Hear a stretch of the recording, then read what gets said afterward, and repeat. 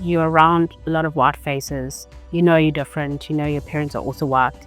I don't know what it's like to be a proper Zulu girl. You're not white enough for the white people, but you're not black enough for the black people. If I was to adopt, I wouldn't adopt out of my race.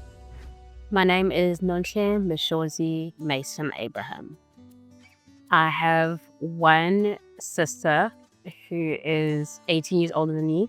Technically, I was adopted at age 3. So what age that I was aware I was adopted, I think probably like in grade 4, where it became obvious that, I had white parents and other people had parents who looked like them. Went to a predominantly colored school, was a black person with white people, and I had a thick colored accent. So that was fun for my family. My dad, when I was adopted, was in his late 50s. My mom in her early 50s. They tried to conceive kids of their own. They didn't think about adoption at the time. And then when I came along, it was evident that obviously my dad says that we obviously fell in love with you, but it was hard because I was there during the week.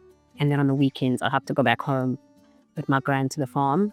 And I think it became too emotional for my Pisces mom.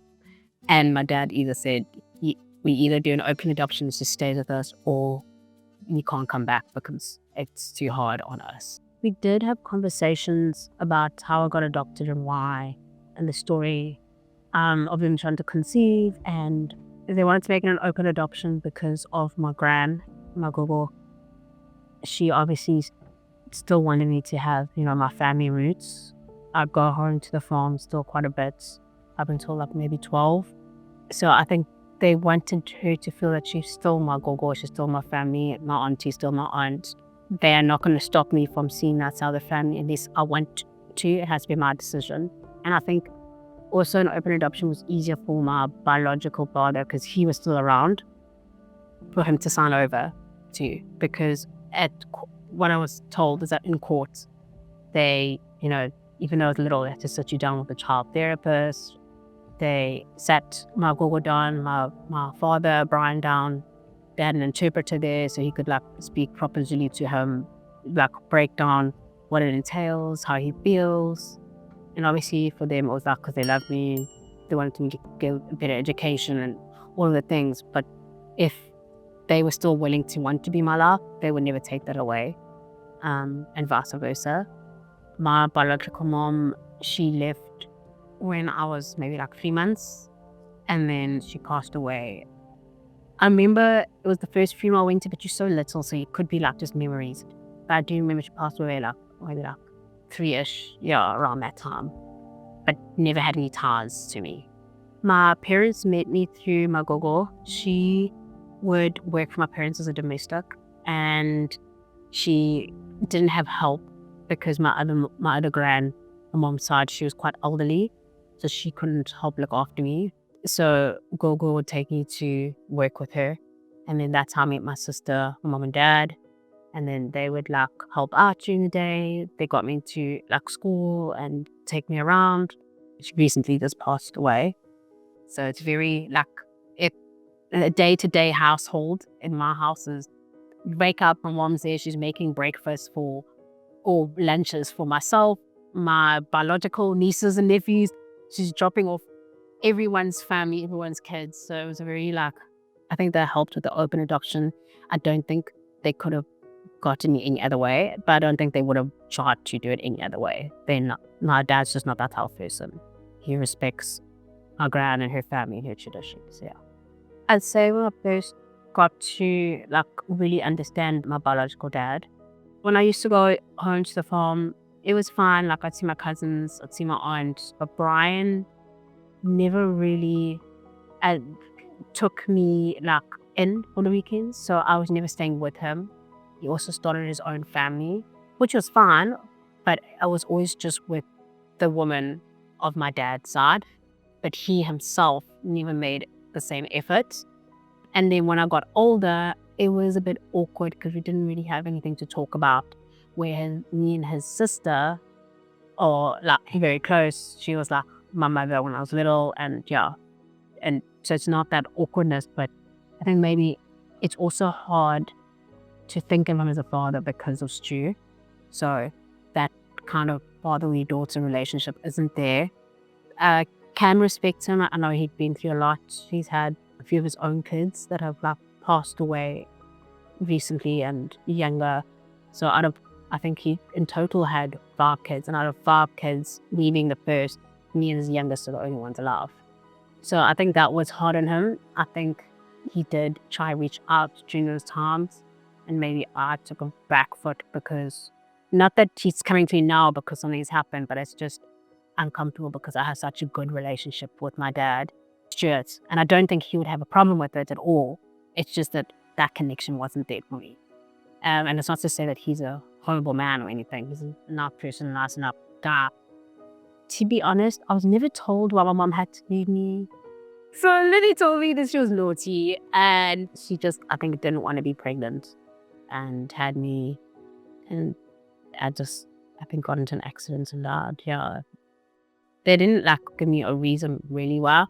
It was like, she was just one of those people that just didn't want to have kids and went off. No other reason than when she did come back, she passed away. Yeah. I only have one photo of her because everyone says I look just like her. And in the photo, I look just like her. I don't look like Brian. But I definitely did have an effect on me because I love, obviously, my mom and dad now. I love my parents. But you do get a bit of an identity issue or crisis growing up. Not sure of yourself or of your family history. Like, even little things like, if you go to doctor's appointments and they ask you about your family history, if there's diabetes or this or that's in the family, and I don't know those things. Also, I don't know how she was, who she is. I only know stories or what I've heard, and I think my aunt's the only one that really speaks about her. It was just like she was in and out and just left. I definitely do think it caused a bit of an identity issue in my teen years, pre-teen teens. Yeah, emotions were high. You're around a lot of white faces. You know you're different. You know your parents are also white. But also you feel like you don't have a lot of friends that look like you, which is a bit of an issue. But you don't think about it day to day. It just kind of happens. You just kind of like, oh, okay.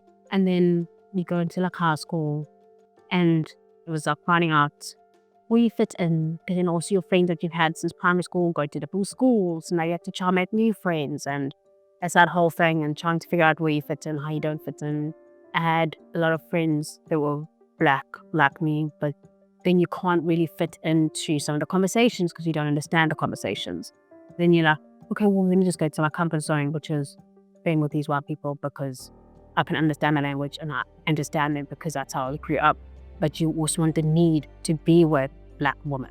My family and also myself, like my dad, very much like into respecting the tradition of where he came from. So they called him mute. So I didn't speak up until the age of 3, which now that I have kids is quite late. So I wasn't even speaking beforehand. And then when I did start speaking, I had like some stutters, I had to go to learnings and therapy to learn to speak and pronunciate and all that. It was hard learning the language, but my dad didn't force it into me. He's like, you're not studying Afrikaans. You are going to do Zulu core. Like throughout my high school career, I did it. It was not the same as speaking it. It's hella hard. But I did it because I wanted to, and my family wanted me to. Not the greatest of marks, but also it was nice because I got into be in class for other people. And let me tell you, they were struggling too. They were like, we don't speak like this. He's like, this is like English version of Zulu. Like you learning plurals, you learning, yeah. Also being around it, I can understand it sometimes. I'd say like 70% of the time. But yeah, it was definitely a struggle, but I did want to learn the language. Finding out I was adopted and my identity issues and all of that aside, it didn't really affect my social life. I'm very much a social butterfly. So I think it was easy for me to make friends. Like I say, I think as I got older and more mature, like wanting to be in that more black community and having more black friends, I think came easier in college. And I think it's also you're more mature and you understand people actually aren't judging you. It's just a conversation.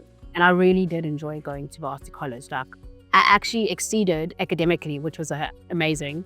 But also just getting to know the people around me, the students. It was the people in my class. It was really, really nice. Different people from all walks of life, and you just didn't feel judged. A lot of my friends were Black women, which is also really nice. So there was one time in school where someone said something mean to me because of the color of my skin. And if you are watching this, you know who you are. You know who you are. Mika. I will say her name. I won't say her surname, but I'll say her name. So I used to play hockey for KZN from like grade 6 up until matric. And the one year, one of these white little girls who was, the sports, they have that it girl for sports and academic. So I used to play in her age group, even though I was younger than her. She didn't make it onto the KZN team. And me just happy to be there, like, ooh, I made it. And she came up to me and she said, you only made it to that team because you're Black and you need a quota system. Then I had to go home to my parents and ask what that, because that's how sheltered I was. I didn't know at the time what, sport quota is and for being Black. And then my dad was like, he sat me down, he had a very serious conversation and was like, I go to every single one of your games, not because, he's like, obviously I love you and I'm there. He's like, but I'd never let you go into a team if it was for quota. He's like, you played very well. He's like, you're one of the top players. He's like, I'd never let you get picked for a team if you're bad. And as much as he's like my biggest hero, he's also my biggest critic. Like, I used to get off that sports field and I'm already crying and get in the car and he was like, it's 50-50. You were giving 30%. It was not good enough. And I'm already in tears because I felt like I had a bad game. And he's like coaching me, telling me how bad my game was. So he's very honest and very blunt. And obviously they had to explain why in sports you do have the quota. He's like, yes, you played really well. Maybe yes, they did need extra Black people, but that was not why you picked. You were picked because you're talented. I think one of the hardest things about navigating life as an adopted person, even though it's an open adoption, you still feel a little lost. Like, you have your family, but they don't look like you, which is, I think, another reason why I'm so big into family and having my own kids. It's weird. Like, when I had my son, like, I cried my eyes out, but like, I was just so happy. Like, that's a bit of me in my house. I think there were also times that there's certain things that you can speak to your family about, but they just wouldn't understand. And it's not that because they're bad people. I just think they don't understand. I do also believe if you're going to adopt someone, you should really consider therapy and learning the effects of adoption. I have a lot of friends that are adopted, white, Black, and I think we all have kind of the same view that we wouldn't adopt if we didn't have to. And that sounds horrible. But if you are able to have your own kids, have your own kids. I don't know, there's just something, it's great and it's beautiful, but I think it's easier these days because you can learn about it more. But there is something there that's just missing. You don't have someone to talk to about. Yeah, I just think a sense of loneliness and feeling like you're not white enough for the white people, but you're not Black enough for the Black people. So it's that not knowing, that lingering feeling. But I think once your frontal lobe is developed, it's like rough 25, you know who you are and you get more, stronger on how you feel about yourself, and you're surrounded with your family and your own kids. So it's not something that you think about more every day now, yeah. Obviously, I love my family and I respect and I'm happy and I'm grateful. But I don't know if it's a sense of how they would say it to me. My family likes to say things like, oh, we chose to have you, like, isn't like you kind of should be grateful. And it comes across like, oh, I should be more grateful.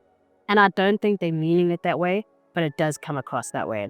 Just because you have a Black child or child of color, it does not mean you are not a racist person.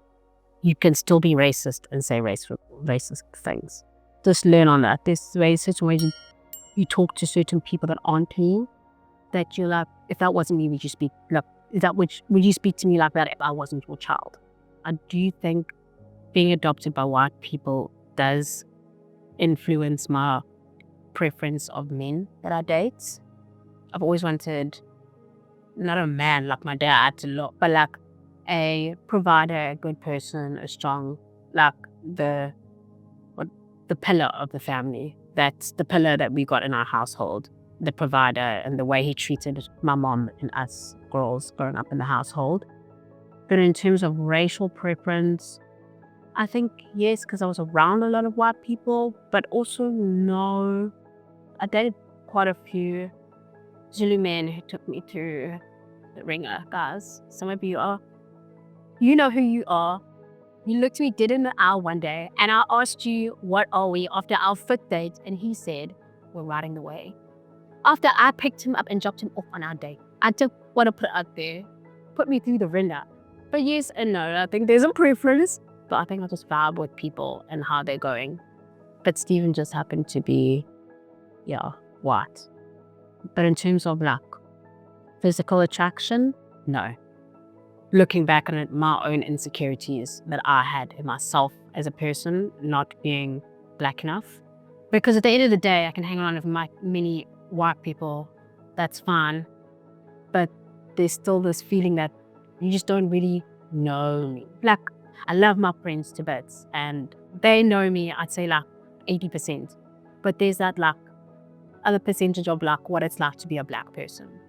I don't know what it's like to be a proper Zulu girl. So that's another level of insecurity and identity. Yeah. I regret it in the sense of I wanted it and I longed for it. But in the sense of that I don't speak the language. I'm too insecure of feeling rejected. I think I was definitely a naughty teenager. I think I harbored a lot of anger. So like my friends in high school would call it Precious, would come out. They're my alter ego. They're like, if I had too many drinks or if someone said something wrong to me, I'd like flip and like see red and get angry. And they're always like, oh my gosh, Precious is here, hard. But since meeting Steven and since we've had kids, Precious has really come out. I mean, she hasn't come out in the last 5 years. And that things I just feel calm in myself. But I think I harbored a lot of anger with those identity and insecure issues, and it just made me snap. If I was to adopt, I would adopt a black child. I wouldn't adopt out of my race. And that's just my preference. I think it would be easier. I have a friend who's white and she was adopted by white parents. And me and her have had many conversations and we think a lot alike. Our parents are also very similar. Just like, I would. It is obviously a lot easier because people don't even know I'm adopted because they think this is my mom and dad. They don't like look at me or ask me questions. And she still has those identity issues with not knowing her mom and all that. But the things that we can't, she always just said, I don't have to worry about what people think because they automatically assume this is my mom and dad. Where from the get-go, if I'm just relaxing and with my family, if I was little, there's always looks or something that would have warrant someone's comments or, come up to us and ask us questions. Yeah. I think there were times, but I was so little. I know there were a few times with my sister where she's gone up to people and like, if we've gone and been to the shops, she'll like go up to me and be like, take a picture, last longer, like, and like snap. But, I think there were definitely times, but they also shielded me a lot, those instances. I mean, like, I think I was a very shield in my family's sense. Like, they sheltered me a lot.